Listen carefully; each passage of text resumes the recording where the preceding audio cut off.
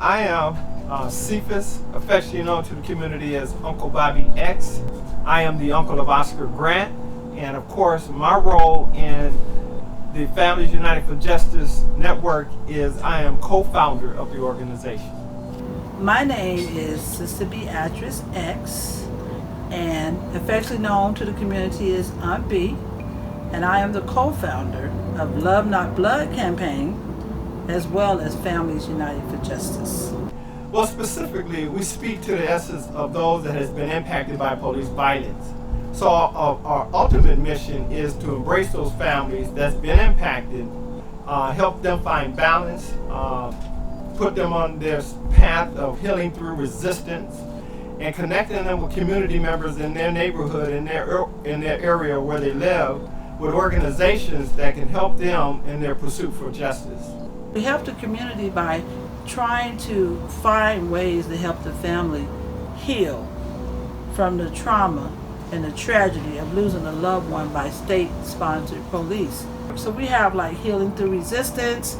So we have comedy called Healing Through Resistance, where we have the comedians come. All our events are geared around families and what we can do to empower them to continue with their fight for justice. We help support the victim families by creating an atmosphere and a place and a space where they can come and unite and empower each other. And that's how we really help them. We help them by being available any time of the day or night. They can call myself or Uncle Bobby. Uncle Bobby walks families through the steps of what happened right after your loved one. How do you get the police report? How do you bury your loved one? We do all that. We facilitate and help them with all that as best that we can. From the health side, we definitely want them to think about getting plenty of rest and sleep, and to not overthink and over worry, because this process is not swift. It's a long enduring marathon type race, and so families have to be patient. They have to understand that nothing's going to change overnight and that there is some hope at the end of the tunnel. When I reflect back on what happened to my nephew Oscar Grant on January 1st, 2009 at the Fruitvale BAR station, it was extremely impactful to me. Oscar being my first nephew, to me like a son. He was loved. Not only that, he was a father himself, a son, he was a grandson, he was an uncle, and then he was just a black young man really trying to make it in this world. But his murder on video was one of the most horrific, terrifying events that anyone could ever imagine seeing. The horror of that is forever etched in your memory because it could have been prevented.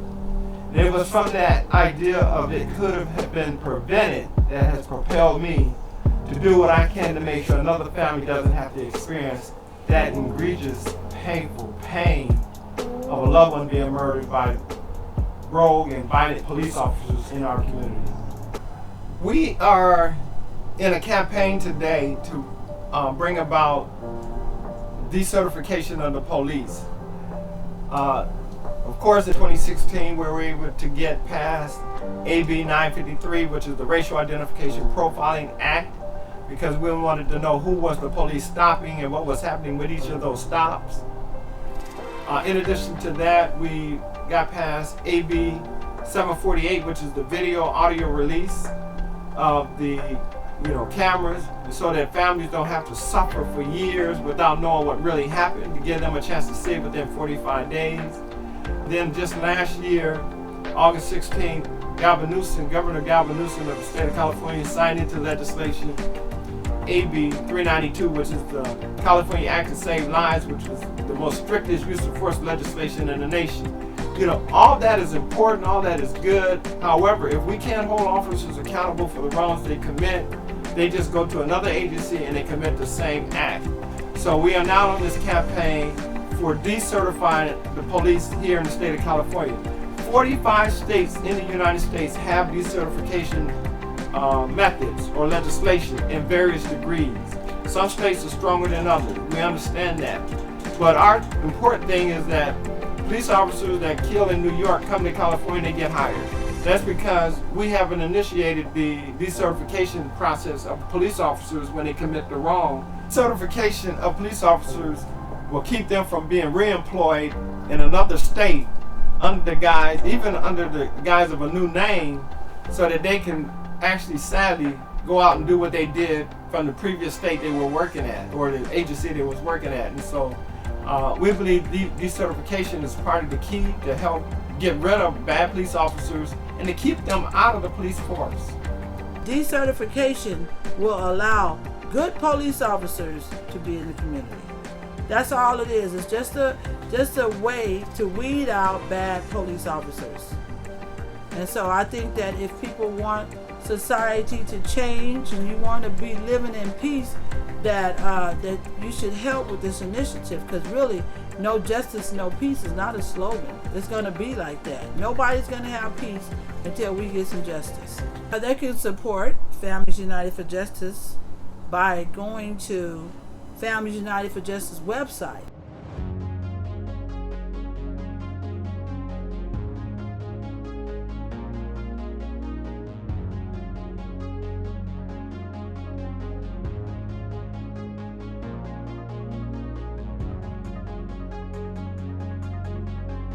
You can also support Love Not Blood campaign, which is work that we do as well under the same umbrella.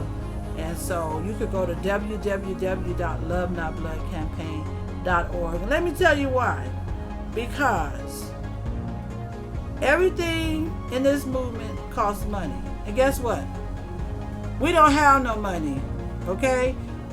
Families don't have money after they loved ones. Some of them can't work no more. They're devastated, or they can't go. Who can go back to work after your loved one was murdered the next week or so? So those funds help families in a time of triumph and trouble. So, and we travel to help families in other places, and so that helps to offset the travel.